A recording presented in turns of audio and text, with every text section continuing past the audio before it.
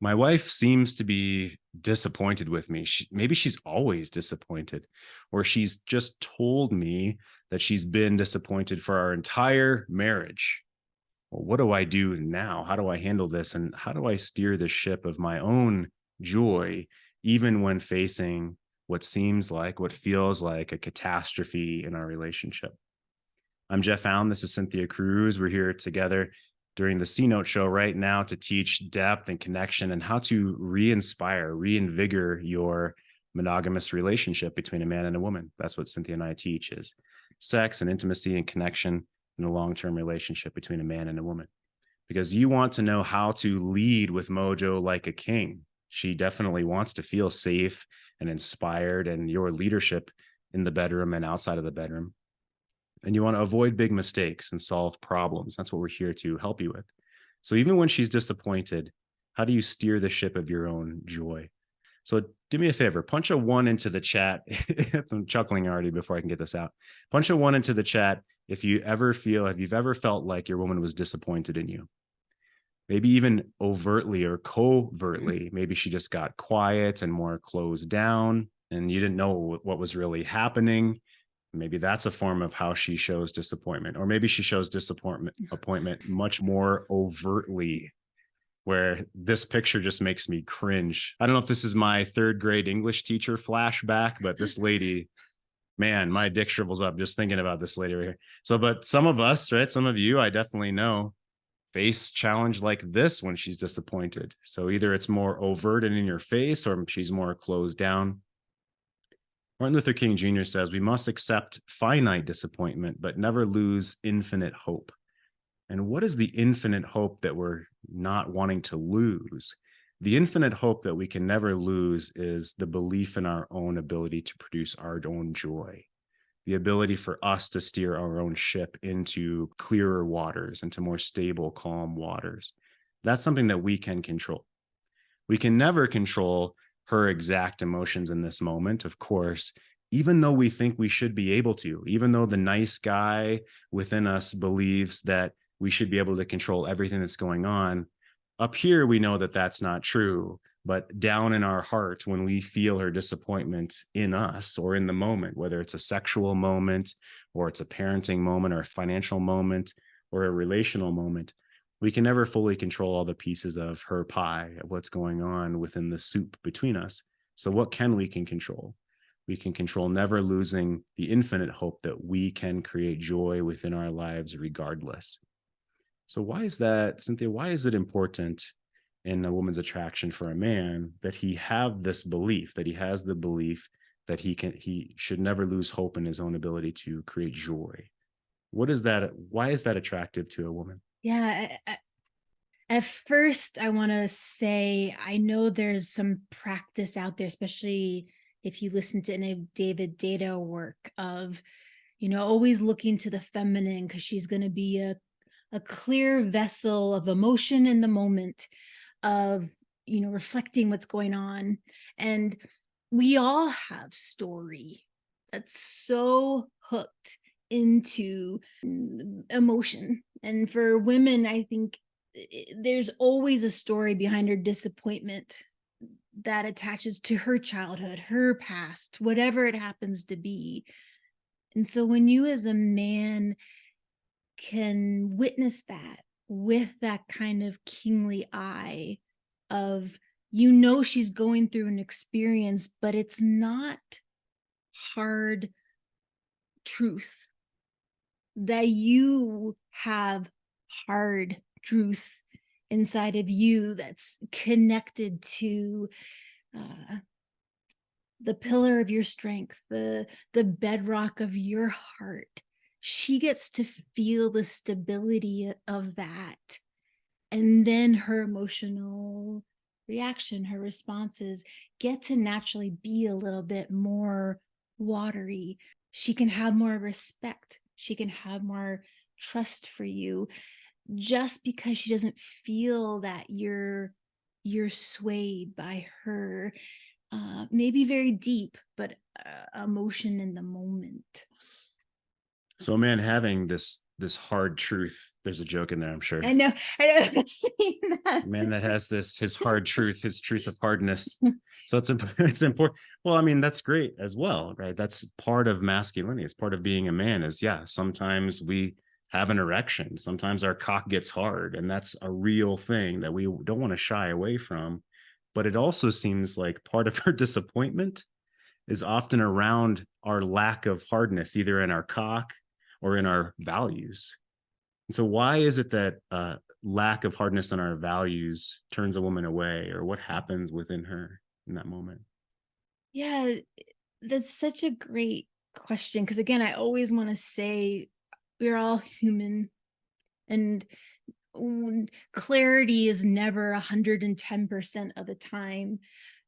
However, when she feels your lack of knowing about what you value, or even your practice of returning even from a trigger to your own values, she's going to feel like maybe you have more night energy than king energy, because the night energy is someone who is always running to the next battle. So that can evolutionary spark her brain to think that you're not reliable, you're not there to hold the kingdom. And then that's going to inspire in her her own masculinity, her own criticism and disbelief in what you see. And she might try to bring in more control so she feels more safe.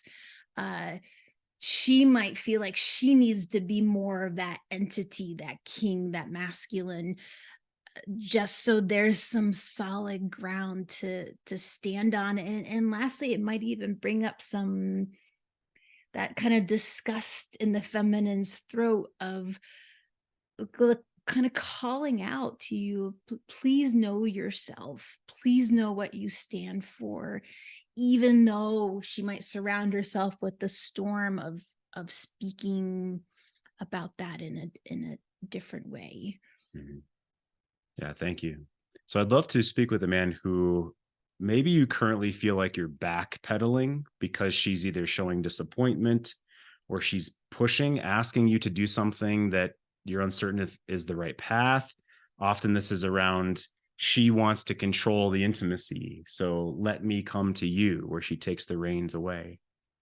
Who's facing a challenge right now? So unmute yourself. Come on in. How is this resonating with you? What question would you have? Yeah, This sounds Bill. like my story, Jeff. I'm like, maybe you talked about this over when you were gone for 2 weeks, but it's like exactly. I mean, what you're both saying is so right. Like she sort of felt like I was maybe that night energy, and she pulled back and started like just squashing it down and then going for a run, and that's how she got over it. And then it all kind of came, it bubbled up and out of control. And so that's when she pushed away. And so I mean, this is all like right on. And so it's been, I've found out that it's been like years of disappointment in those moments of like where she was looking for emotional support. I wasn't available for her. And now she's having to go through and process all those things. Hmm. Thank you. Let me share this screen here. I found this quote before our call today, and it makes me think of what you just said. I'll ask Cynthia about this. I couldn't heal because I kept pretending I wasn't hurt. Share a little bit more, if you would, about her not sharing the hurt, her hiding it, even from herself, it sounds like. Please. Yeah, I mean, she did hide it from herself. So, for instance, um, and you'll learn more about this one, but this was one I just found out this last week. Her dad's brother died, and then her dad was like very upset and pulled up in the basement where there's an arsenal of firearms, Oh, and she was very upset, thinking that he was going to do something. Well, I knew that she was upset about her uncle dying, but not anything about how she felt when this, her dad was down in the basement and he's going to kill himself, and all these different things are going through her mind. I had no had no like insight or knowledge on that. And then the way that she would handle it is she would heal herself by going for a 20-mile run and crying on the run, run, and it's very emotional for her. And then, like, she wouldn't say anything to me, nothing at all. And so I asked her again last night. I'm like, why didn't you share any, why didn't you tell me this, that you were lonely in these times? And she's like, I was afraid. I didn't know how you would take it. And, really just this morning, she's like, I'm not afraid of that anymore. I'm like, okay, good. That's progress. Yeah.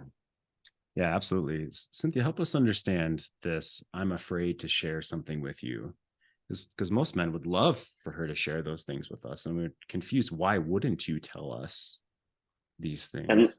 and maybe I can add one more thing before you comment, Cynthia, for a little more context. Is she she said she was afraid. She didn't know why. Maybe because I turned away a bit for connection earlier.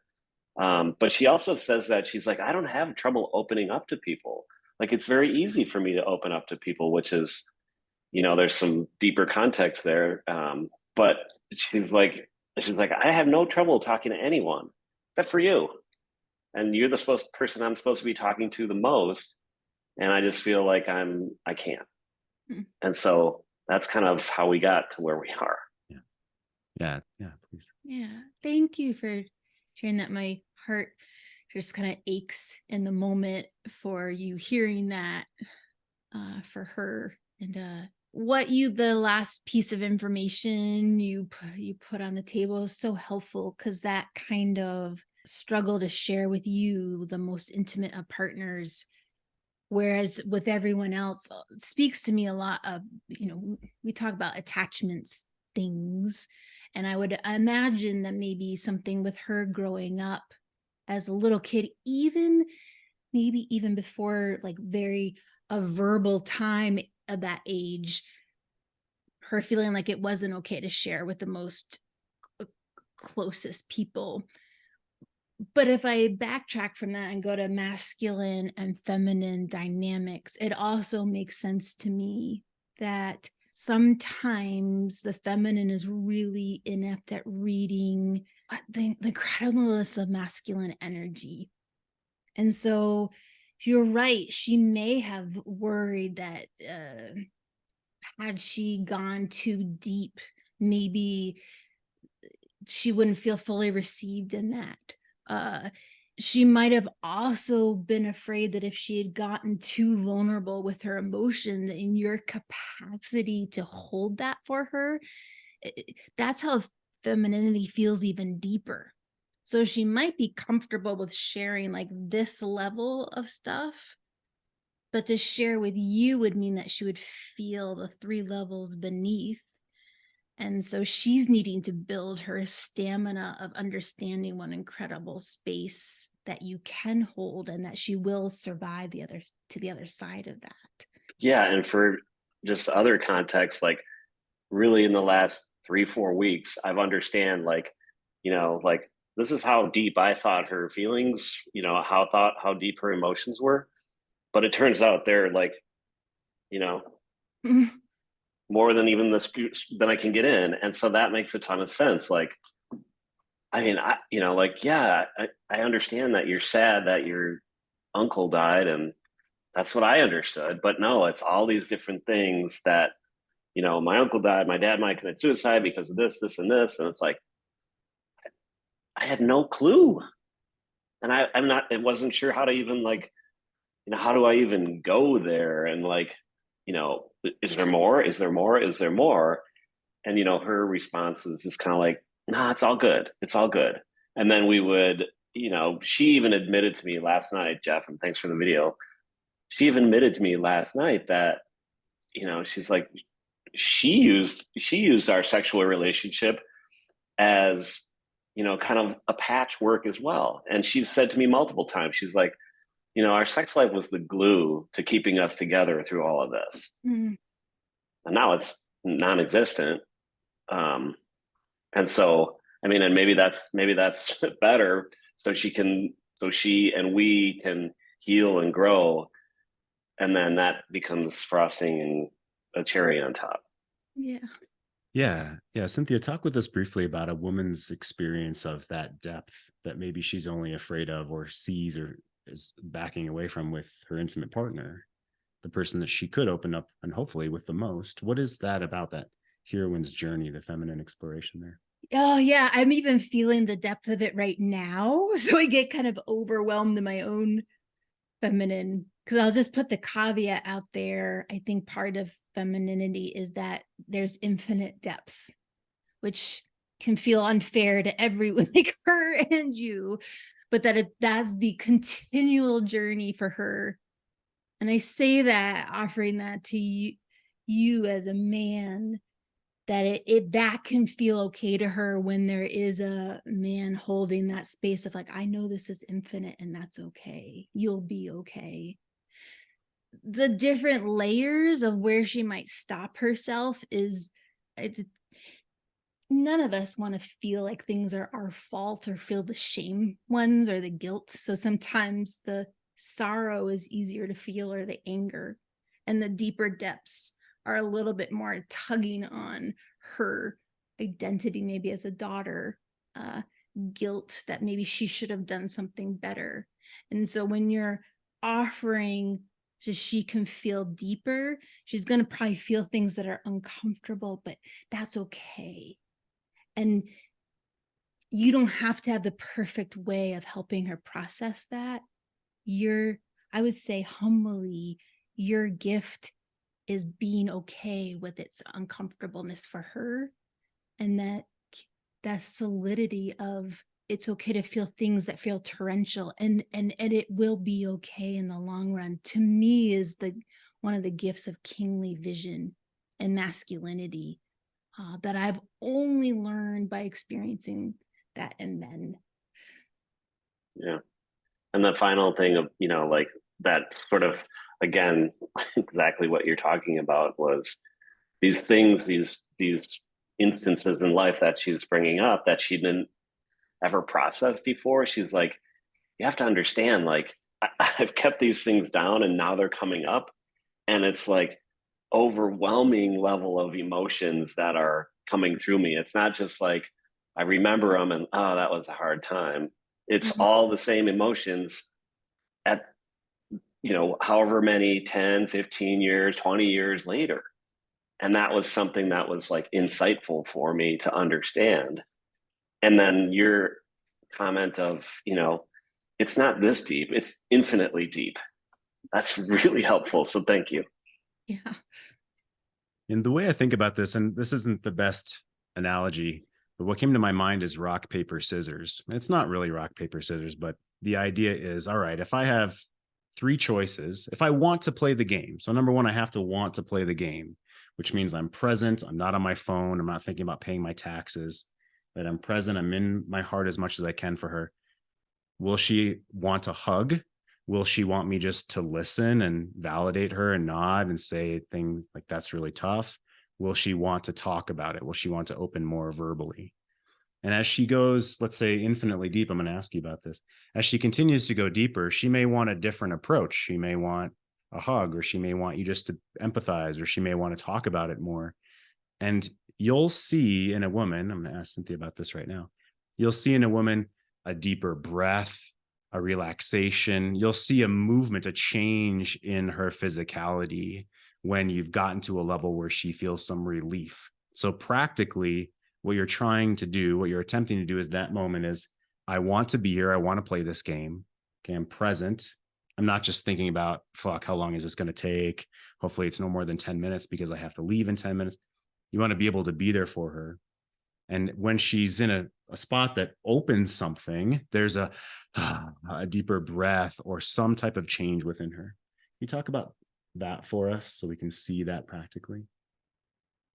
Yeah, that word open is so powerful, because let's say, we talk here on this call about her masculine shield, as almost if it's a layer of energy she can put around her. And I would say women have like little layers inside that can get kind of stuck in the it's hooked like this. And so what you're looking for is the breath, or uh the opening through the front of her body, if possible, even her mouth, and that's kind of an energetic opening. And uh and allowing too that the layers of stuckness may be out of her control and are normal too. And again, I say that not to say then you have to know how to expertly open her. It's just having the awareness that those layers, those little tightenings are normal, and that it's okay, and that it will be okay, can actually be the energy that allows her to breathe and move through that successfully, So with softness. So knowing that it's okay, knowing that it's normal, not judging her as broken in that moment, that's the beginnings of this, it sounds like. Yeah. Yeah. Good stuff. Thanks for getting us started. The knight versus the king energy. You're referencing Alison Armstrong. Say a little bit more about that. When a woman's with a knight versus a king, what does that feel like to her? What's the difference? Yeah, and I might even put a little caveat on that, maybe more of the immature night energy. I think the night energy can, for a woman, she can think that some of that is the solid internal values. Because if a knight is always heading off to the next battle, there is a power and a focus in that, that can feel like something solid, and that she can really touch in on. But the tricky part of that is, because there's always a next battle, the feminine in her will never get to be part of his adventure. The adventure will always be elsewhere. And there is something deeply about the feminine who wants to be part of your a part of your adventure. And I know this gets tricky with this topic today of, well, she's disappointed in the adventure, she doesn't want to come along. But if we talk about the difference between a knight and a king, the king is able to see the battles on the horizon and know where his values match up to each one, and she gets to be included in that periphery, in the kingdom, which essentially does inspire a woman's attraction and feeling seen and known, and like there's a safe place to share deeper in layers. Yeah, it's so as though the knight's battle and adventure biologically turns her on. Sure. Where the king is cultivating and understanding the landscape and cultivating the intimacy, which turns her on. That she's included in that particular adventure. Yeah, I think with the night energy, the woman might always be hoping, well, as soon as he's home from the battle, I will get to be cultivated along with this. But that never quite occurs in the knight's realm, because it's not his job. It's not what he's being paid for, if we talk about medieval times. Yeah, and maybe he's younger, and that's not something that he wants yet. He doesn't know how to cultivate a kingdom yet. He's just on to the next battle. I know I can certainly relate to that. I think all you guys can relate to that. Let's do at least one more, man, who has a particular question, either for me or for Cynthia, around disappointment. Hey, how you guys doing? Hey, good, dude. Good to see you. Yeah, sorry. Since I've been on the call or the show, I've been just kind of head down grinding away at life. Yeah, and having babies and all that fun stuff. Yeah, man, it's been quite an adventure. And then my IT career took off, and I've been doing classes, and it's been nuts to, like, I went from, what was it, 4 years ago to ashes of ruined marriage to now having a baby, and I 5 times my income, and just been plugging along. So it's I was been feeling really weird, right? So here's the specific question. It boils down to the question. It was all lead up to that. So I've been feeling in this really weird slump, right? Just I'm like, what the hell is going on? Like normally I'm shield first, battle ready to party and pushing along, but then it just one day I was like, am I depressed? Like, and I'm like, no, I'm not depressed. I'm pretty happy about my life, but like what's going on? And so I was rereading the Ways Superior Man, and they were talking about how men give 100% to their mission at all times, and you're going to reach a phase where you've completed the mission, right? Like the battle is over, Mm. and you're going to stop, and there's going to be this lull where you're going to get ready to go to your next fight, your next mission.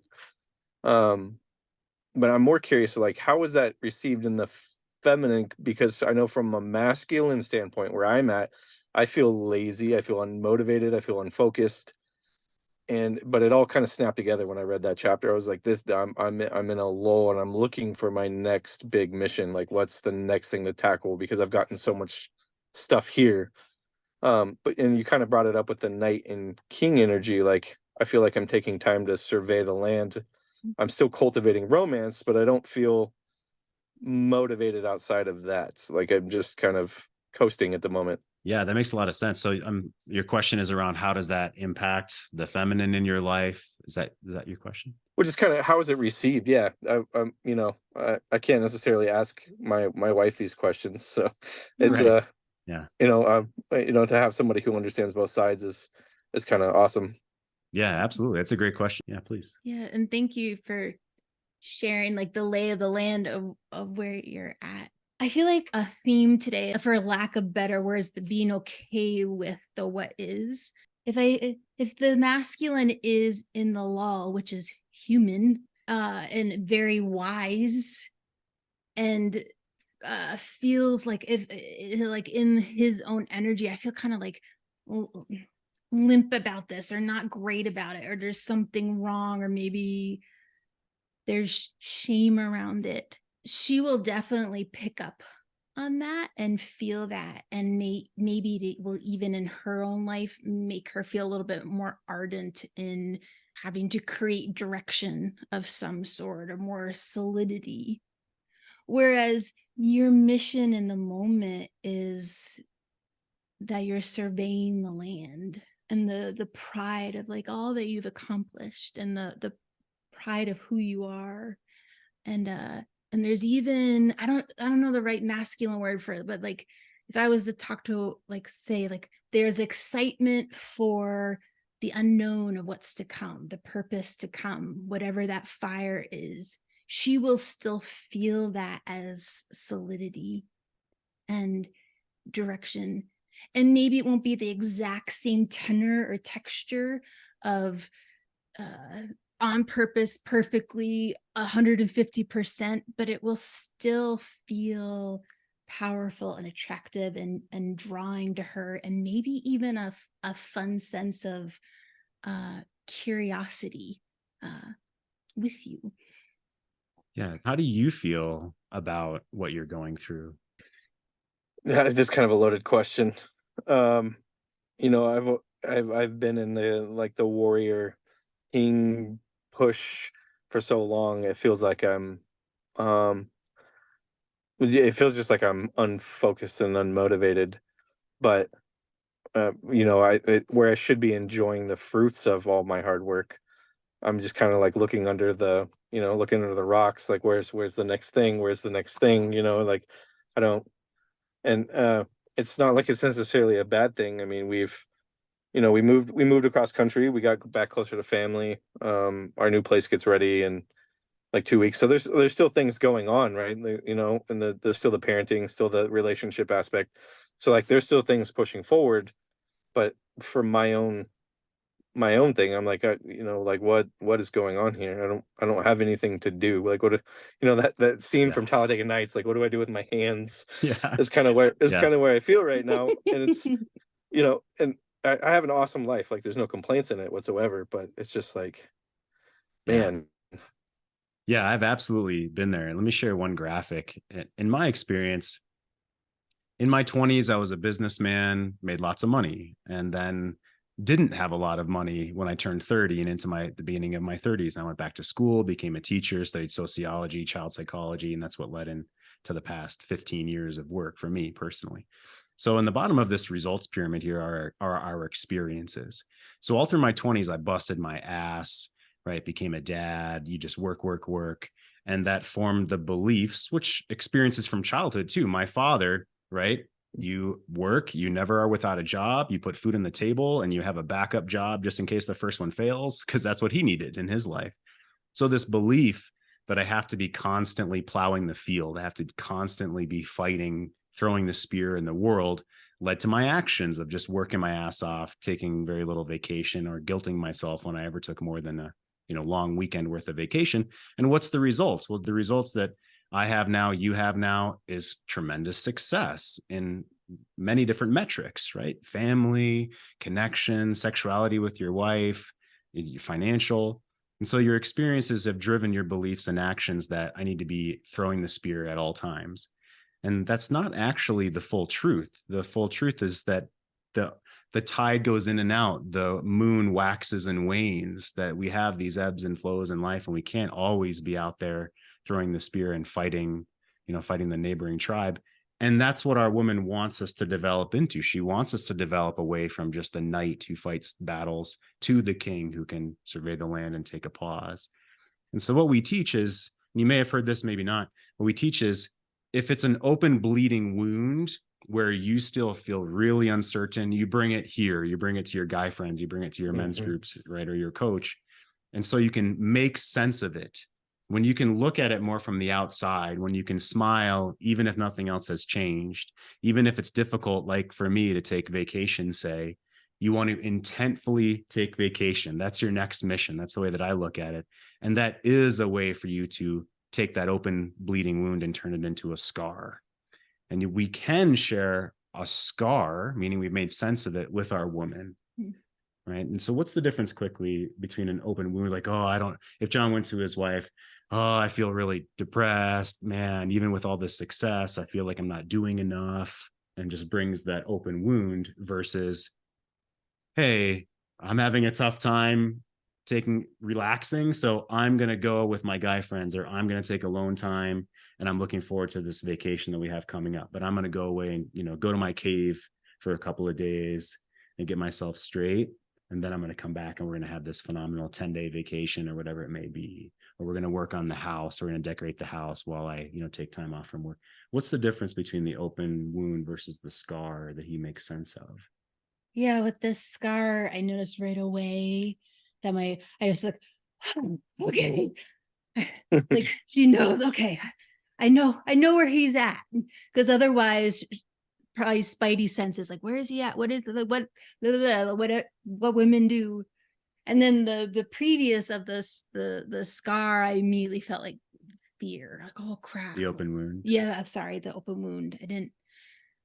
So why fear? Let's say there's more money in the bank than there ever has been. Things are great. Why fear in your professional way to describe that? That's a great question.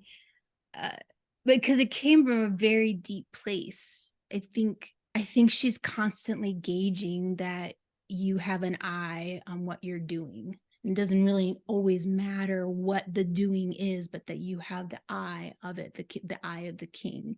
And so if she feels like the eye of the king is closed or shut, or kind of distracted, scanning the sky, looking for, not sure what's being looked for, that's just feels very unsettling. And she's gonna go through the story of like, well, then do I need to start having the eye of the king? Do I need to start being like hyper vigilant and keeping track?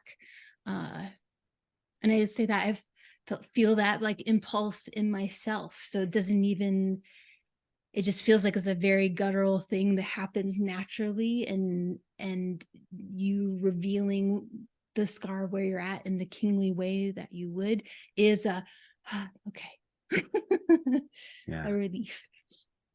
What of all of that do you relate to, would you say, please? I mean, a lot of it.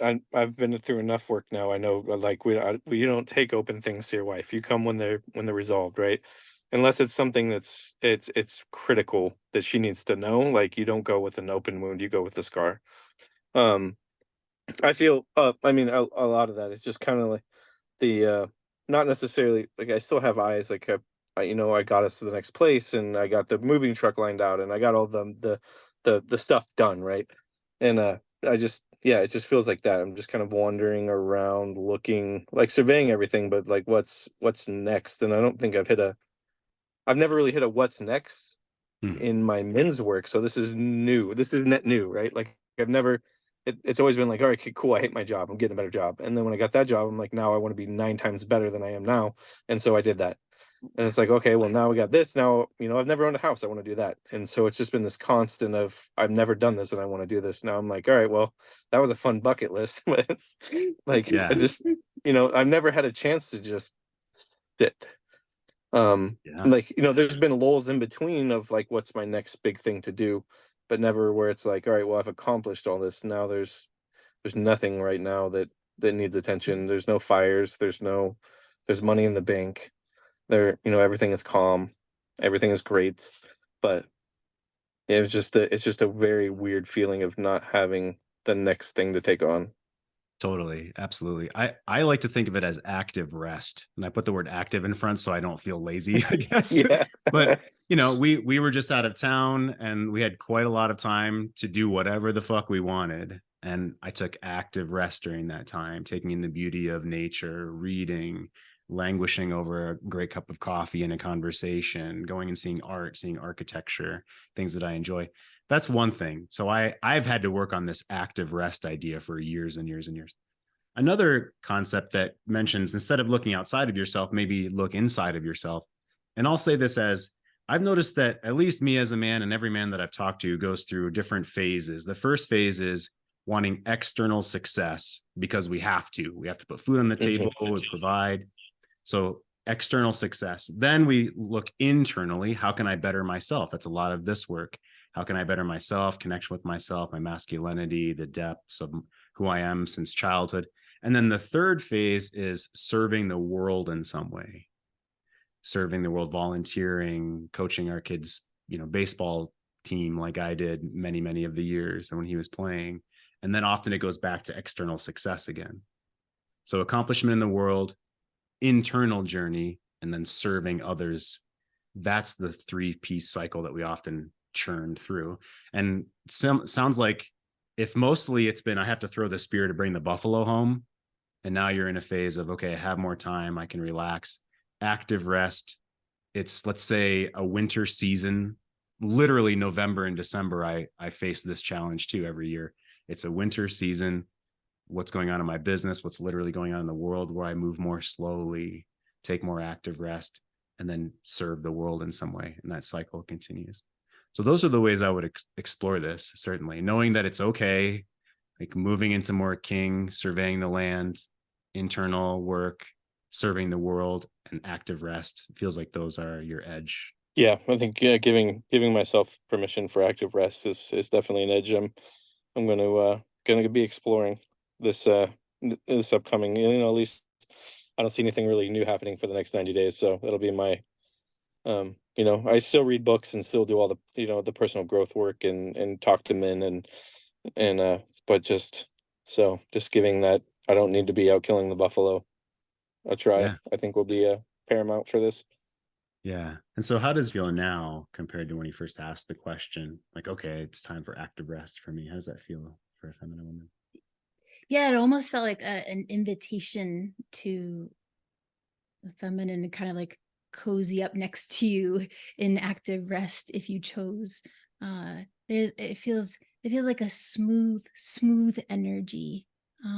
Like it's still full of a lot of fire, but it's not the getting the fire started and like blowing on it and making sure it stays. It's like a gentle burn of the coals, which still provide warmth, which you can still cook over, which is still hot and full of life. So that's what hit me. It's well said. Great question. Thanks. Yeah, thank you. Appreciate it. So guys, that's our time for today. We are going to be little 10-second promotion. In January of 2024, Cynthia and I are going to lead an advanced sexual leadership class for men. It's going to be a 3-week crash course type of class.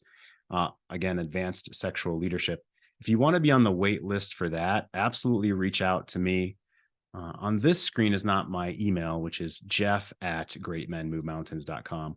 Our website is greatmenmovemountains.com. So if you want to be involved with that, put that in the back of your mind. Let me know. You can get on the wait list. We will announce this again in upcoming C-Note shows. So I wanted to put that seed in the ground for January. Appreciate you guys being here. We'll see you next week, same time. Thank you, Cynthia. Bye, guys. See you next time.